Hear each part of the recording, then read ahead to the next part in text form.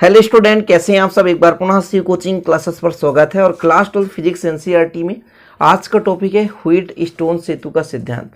इस वीडियो के माध्यम से आप लोग व्हीटस्टोन सेतु का सिद्धांत समझेंगे, जो कि एनुअल एग्जाम के लिए काफ़ी इंपॉर्टेंट है। इसलिए आप लोगों को बेहतर से बेहतर अच्छे से तैयारी करना है। ओके, तो चलिए शुरू करते हैं। सबसे पहले इसके बारे में थोड़ा सा डिटेल जानेंगे कि किसने व्हीटस्टोन सेतु को बनाया और क्यों बनाया। तो सन 1842 में चालक का प्रतिरोध ज्ञात करने के लिए, किसका प्रतिरोध?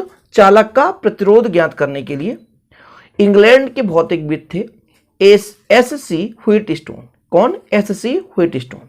इन्होंने एक सिद्धांत प्रस्तुत किया।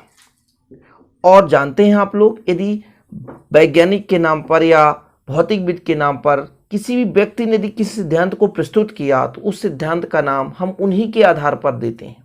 यानी उनका जो नाम हो गया, उन्हीं के नाम के आधार पर सिद्धांत दे दिया जाता है।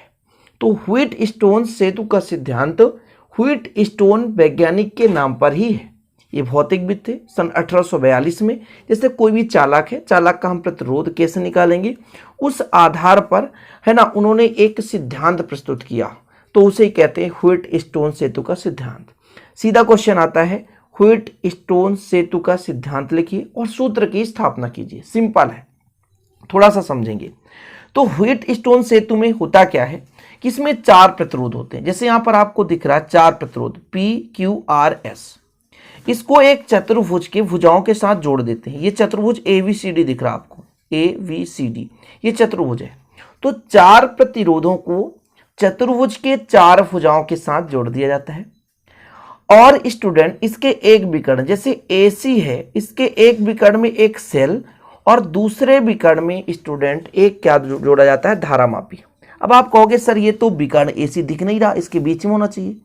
तो डियर A और C का कनेक्शन कर दिए ना, चालक तार कहीं भी, वो विकर्ण ही कहलाएगा। समझ गए आप बात? अब यहाँ पर प्यारे भाइयों, यहाँ पर यदि एक और लाइन खींच दो तो आपको कहेंगे फिर सर AC जो है BD से टकरा रहा है।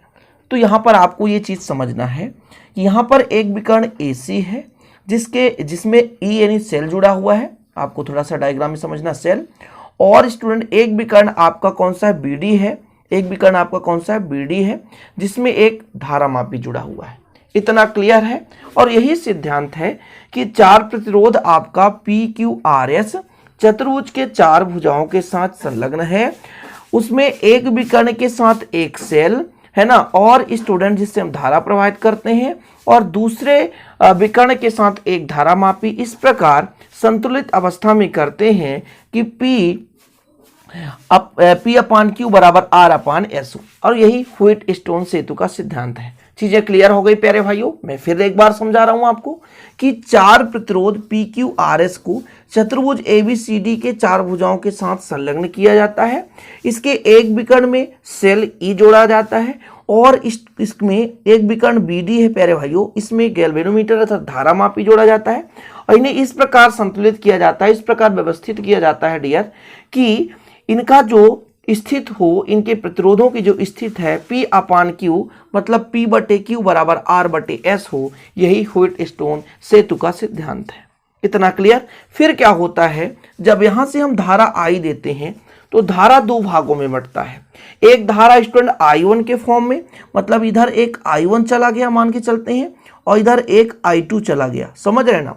तो धारा 2 भाग में बढ़ जाता है। अब एक ही धारा 2 भाग में बट गया, तो इस संधि पर स्टूडेंट समस्त धाराओं का योग शून्य होगा। किरचॉफ का प्रथम नियम आपने पढ़ा है कि किसी भी संधि पर मिलने वाले समस्त धाराओं का योग क्या होता है? शून्य होता है। तो जितना धारा I आ रहा है उतना ही धारा 2 भागों में बट रहा है, मतलब I का मान जो है I1 प्लस I2 के बराबर हो रहा है।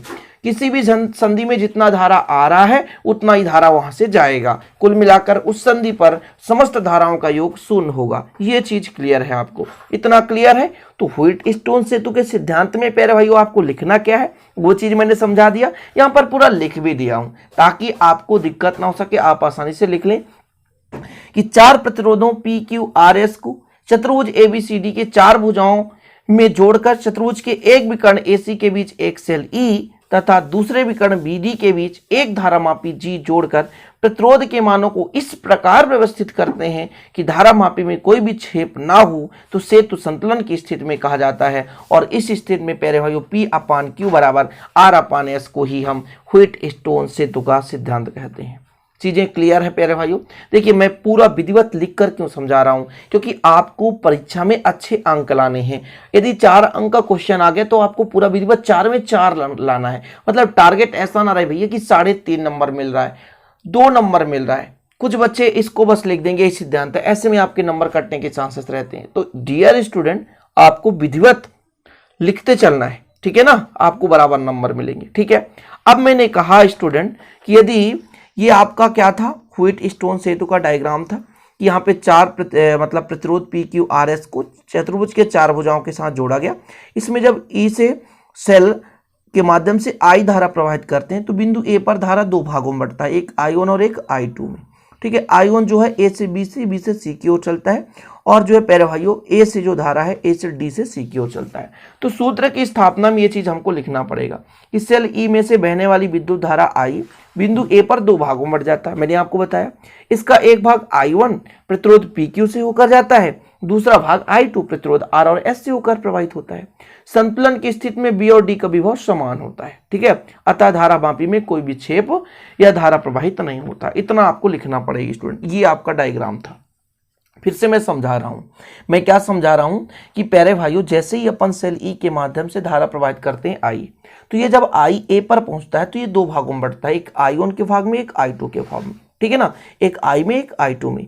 I1 जो है PQ से होकर धारा प्रवाहित हो रहा है और I2 जो धारा है R और S से होकर जाता है। ठीक है, और प्यारे भाइयों इस स्थिति में B और D जो है समान विभव पर होते हैं, इसलिए यहाँ पर जो धारा का मान हो जाता है वो 0 हो जाता है। मतलब धारामापी से कोई धारा प्रवाहित नहीं होता। सिंपल है।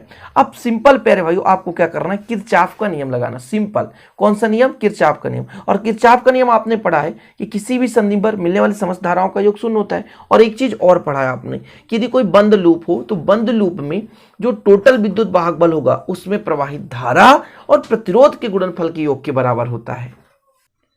तो अब इसके आगे स्टूडेंट सबसे पहले हम एक बंद लूप लेंगे। एक बंद लूप लेंगे जैसे A से B चल रहा है और B से हमारा D चल रहा है, D से A। तो किरचॉफ के द्वितीय नियमानुसार, तो हम सीधे यहाँ पर द्वितीय प्रथम नियम नहीं लिखेंगे, सीधे लिखेंगे किरचॉफ के नियमानुसार। तो आपको लिखना है किरचॉफ, बहुत सिंपल है, किरचॉफ के नियमानुसार।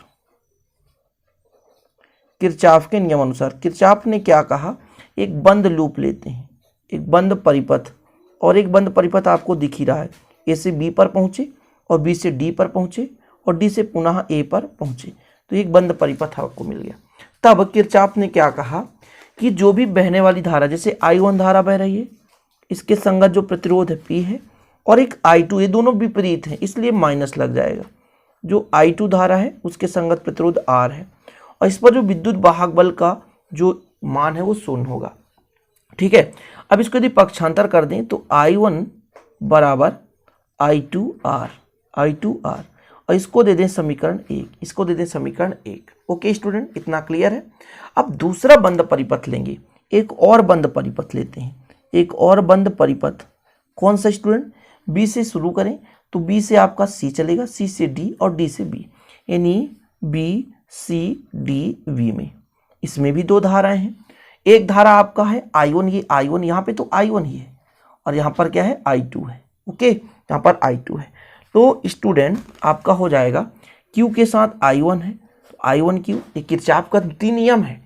और प्यारे भाइयों एक दूसरे के अपोजिट है, एक ही डायरेक्शन में नहीं जा रही है, इधर आ रहा है इधर जा रहा है, तो यहाँ पे हो जाएगा माइनस I2 है S के साथ, और विद्युत वाहक बल यहाँ पर 0 है, विद्युत वाहक बल यहाँ पर 0 है। ओके, इसको यदि पक्षांतर कर दें तो I1Q बराबर I2S, समीकरण इसको 2 दे दें, समीकरण 1 में 2 का भाग दे दो, या समीकरण यहां पर हम लिख सकते हैं समीकरण 1 में समीकरण 2 का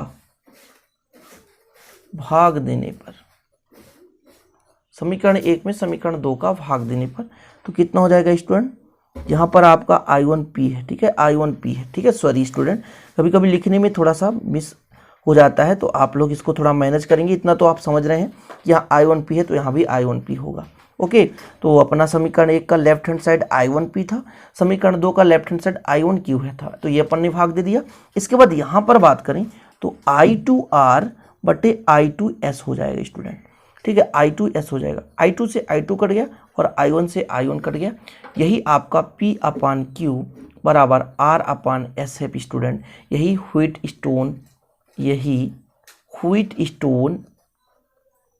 व्हीट स्टोन सेतु का सिद्धांत है, सेतु का सिद्धांत है। देखो प्यारे बच्चों, कितना सिंपल तरीके से आपने सीख लिया। ठीक है, तो उम्मीद करता हूं प्यारे भाई अब तो आपको कंप्लीट संपूर्ण जानकारी मिल गया और प्रॉपर तरीके से आपने इसको है ना समझ भी लिया। तो यदि आपको इसका विधिवत नोट्स भी लेना है तो कांटेक्ट कर सकते हैं 968529 पर। मेरा पर्सनल नंबर है प्यारे भाइयों, 968529 ये मेरा पर्सनल नंबर है, जिस पर आप कांटेक्ट करेंगे। बेहतर से बेहतर नोट्स बहुत कम है ना चार्जेस में आपको दिए जाएंगे। तो ये आपका पूरा कंप्लीट हो गया और स्क्रीनशॉट आप ले सकते हैं। तो चलिए प्यारे, मिलते हैं फिर अगली वीडियो के साथ। तब तक के लिए जय हिंद, वंदे मातरम। प्लीज़ लाइक करना ना भूलें।